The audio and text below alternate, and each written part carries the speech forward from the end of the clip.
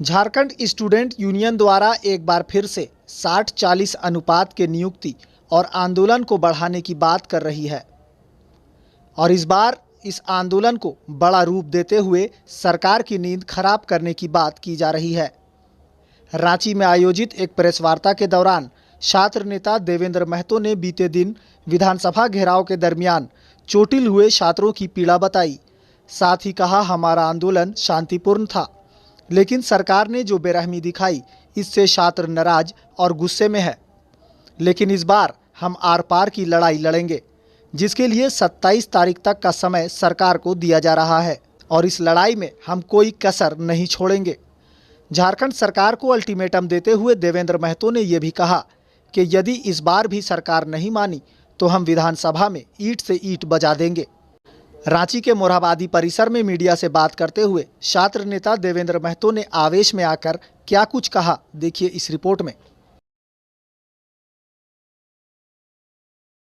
तबीयत सबका बुरा स्थिति है, क्योंकि जो शुद्ध छात्र हैं, जो एक छोटी सी सपना नौकरी पाने की इच्छा से पढ़ाई लिखाई कर रहे हैं, जिसका वैकेंसी का ठिकाना का पता नहीं है, इसीलिए अपने हक अधिकार की मांग को लेकर के जो छात्र आए थे युवा मुख्यमंत्री से वार्ता करने के लिए। लेकिन दुर्भाग्य, अगर ये हमारे बीच आते हैं, जनता के बीच आते हैं, तो इनका हम लोग स्वागत माला से करते हैं, शरबत से करते हैं, पानी से करते हैं, हाथ जोड़ के करते हैं, ढोल नगाड़ों से करते हैं। लेकिन जब हमारे पास तो उनको आना चाहिए। They are representative of people, they are representative of student, लेकिन वो हमारे पास नहीं आए। चलिए हम ही लोग उनके पास गए, लेकिन हमें वार्ता करने के बजाय हमारे ऊपर लाठीचार्ज किया गया, हमारे ऊपर आंसुओं का गोला फेंका गया, हमारे ऊपर हवाई फायरिंग किया गया और इतना ही नहीं, दौड़ा दौड़ा कर बेरहमी से पीटा गया। कई छात्रों का मोबाइल टूट गया, कई छात्रों का पर्स गिर गया, कई छात्रों का चश्मा फूट गया। बहुत दुर्भाग्य, जिसका जितना निंदा किया जाए उतना कम है।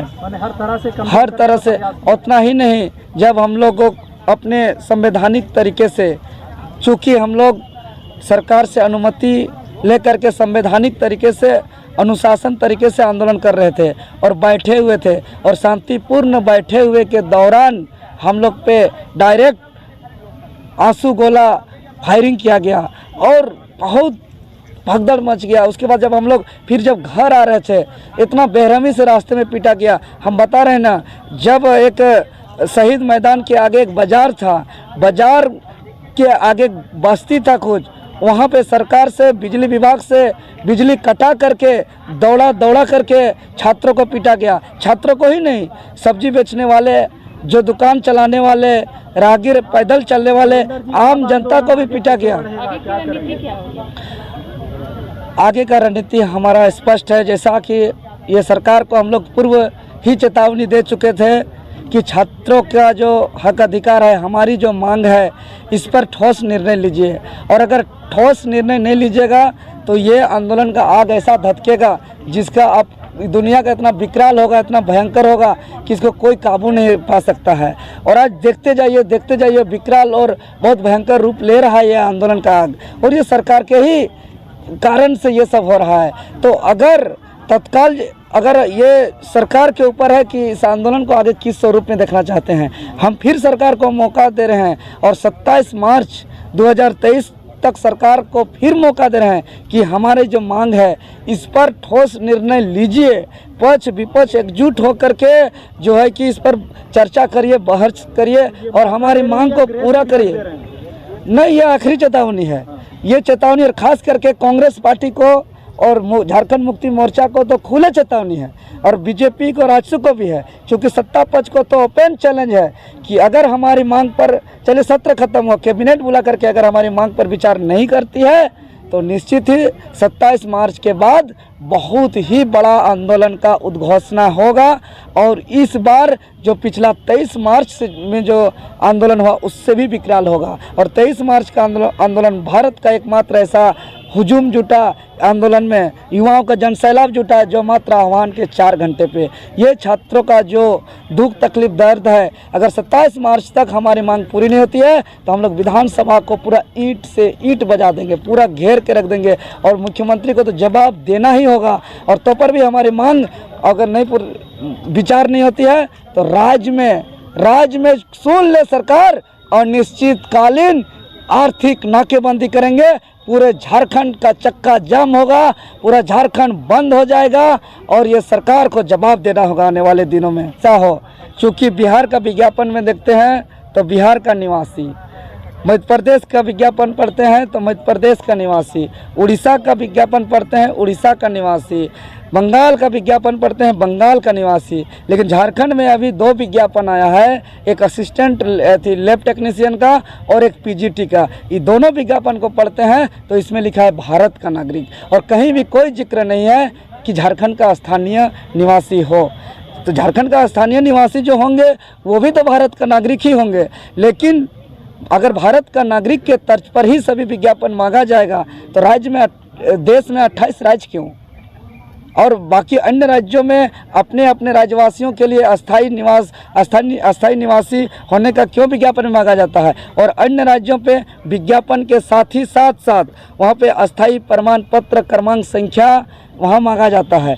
विज्ञापन के साथ साथ जैसे नाम पता अपना डिटेल्स भरते हैं उसी समय साथ ही साथ स्थानीय प्रमाण पत्र क्रमांक संख्या भरते हैं। लेकिन झारखंड में ऐसा कुछ नहीं है। इसलिए मेरा मांग स्पष्ट है कि फॉर्म भरते समय ही जिस प्रकार यहाँ अपना नाम पता भरते हैं उसी के साथ ही साथ स्थानीय प्रमाण पत्र क्रमांक संख्या मांगा जाए और 40% जो है झारखंडियों के लिए सुरक्षित रखा जाए।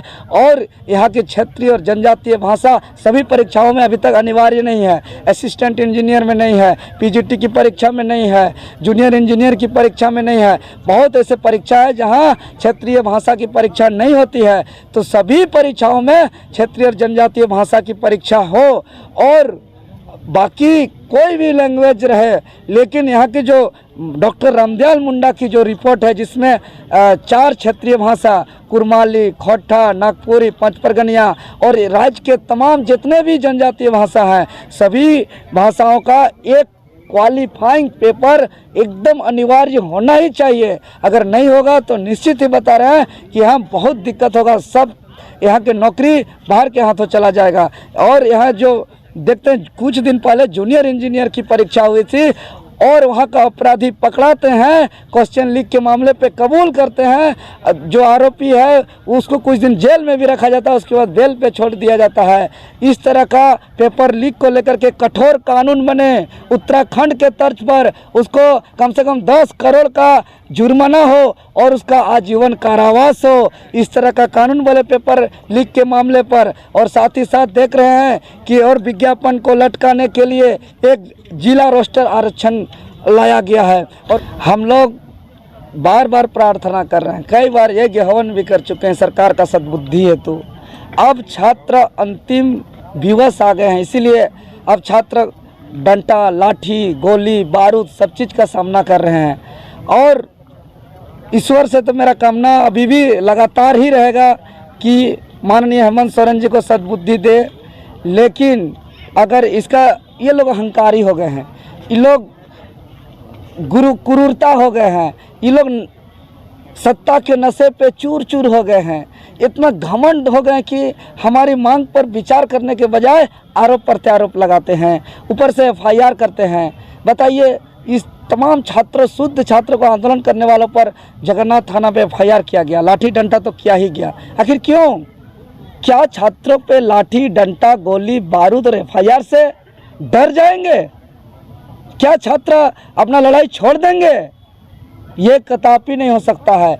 हम बार बार कह रहे हैं कि शरीर को आप प्रताड़ित कर सकते हैं, शरीर को आप सजा दे सकते हैं, लेकिन शरीर के अंदर का जो विचार है उसको आप डंडा, लाठी, गोली, बारूद, FIR किसी से नहीं डरा सकते हैं। ये और आगे जब तक अंजाम नहीं होगा हम लोग आर्थिक नाकेबंदी ऐतिहासिक का घोषणा 27 तारीख के बाद हम लोग करेंगे। और ये सरकार को हम लोग जो है कि हालत ख़राब कर दे।